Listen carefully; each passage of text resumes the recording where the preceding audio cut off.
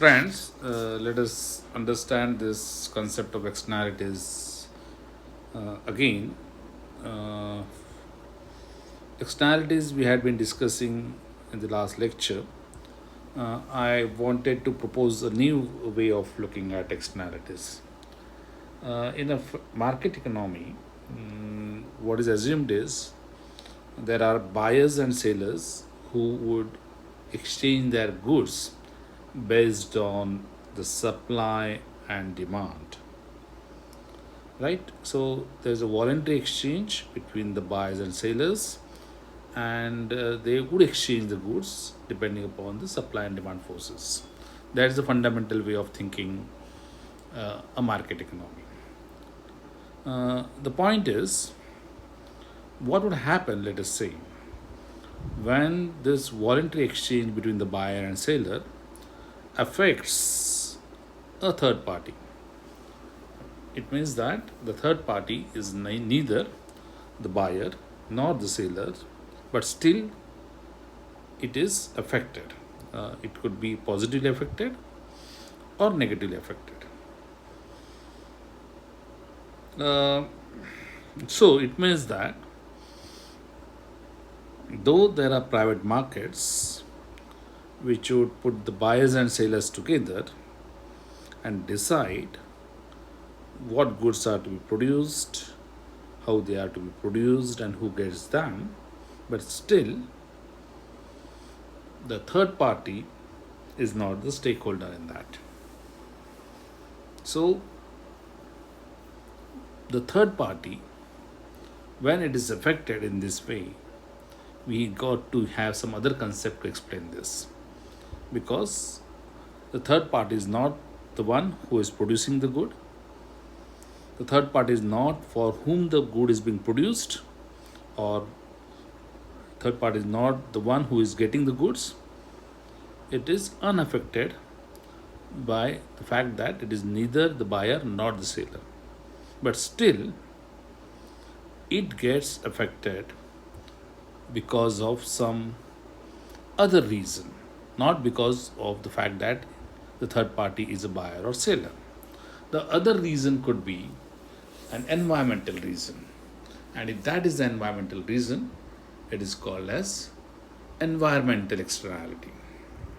So, externalities, if I want to define from that perspective, it is to quantify that the people who are not directly involved in the transaction, okay, they, if affected in a larger way, we have to call them as an externality, right? So in this market economy where the consumption is happening, production is happening, investment decisions are being taken, it could be taken at the individual level, at the household level, or at the company level, at the firm level, right? And when these transactions happen, and the people who are not directly involved in these transactions, they are affected, those third parties, when they are affected in a major way, the economists call them as externalities, right? So this is a more fundamental way of looking at externalities. So if the effect, as I said, on the third party is negative or adverse, we call it as negative externality. If it is positive to the third party, we would call it as a positive externality, right? So this is another way of thinking of externalities, and this concept of externalities would become more clear to us when we take some concrete examples. Like, look at this. Look at these examples which I have figured it out. The exhaust coming from the automobile, the smoke coming from the cigarette, the dogs which are barking, of course, pets, the loud stereos in an apartment building, the noisy students, the neighbors' poorly maintained property. Now, if you look at all these things, you'd find that, for example, the first example of automobile exhaust, you might see that the consumer of automobile and the producer of automobile, right? They are the stakeholders. One is the buyer, another is the seller. But the third party, the people who would inhale that exhaust gases, they would be adversely affected. The society would be adversely affected. So it is the example of negative externality. The person who smokes cigar and the company, tobacco company, they are the stakeholders, but the people around who are getting affected because of this passive smoking, that is again an example of negative externality. One keep pets for protection of households, right? But it might also affect the other society people. Students, noisy students, or poorly maintained property, similarly, can be an example of negative externality. So, negative externality is a spillover cost to the third party, because we are talking about economics, so we need to talk about in terms of money. So, if I want to quantify that negative externality in terms of money or define it in terms of money, it could be defined as it is a spillover cost to the third party, and these costs are borne by the society, they are borne by the third party. This is the negative externality. And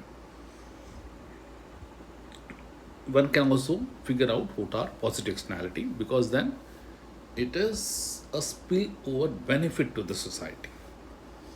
And in this case, when there is a spillover benefit and the people who are benefiting, they are not paying for that, that is becomes a positive externality. For example, one might think of the health programs initiated by government, or educational programs initiated by government, or subsidized bike, subsidized renewable energy, public libraries, museums, galleries, midday meals, free school meals, nutritional advice, all this. And we would be discussing this in quite a detail why they are positive externalities. But we can think of that this in this, not simply the stakeholders, that is the one who is benefiting from the health program and the government which is providing the health service. It's not that them who are benefiting, it is also the society at large which is benefiting. By education, it is not simply the student and the school which is being benefited, it is the entire society which gets benefited, because the citizens of that particular town or the community would be more educated. Likewise, if you talk about subsidizing bike, one might be benefited from environmental perspective, the society would be benefited from environmental perspective. So all this, they do help understand this concept of externalities in a much better way. Once we have understood this, we would now take much more concrete examples and explore this concept of externalities further in my next lecture. Thank you very much.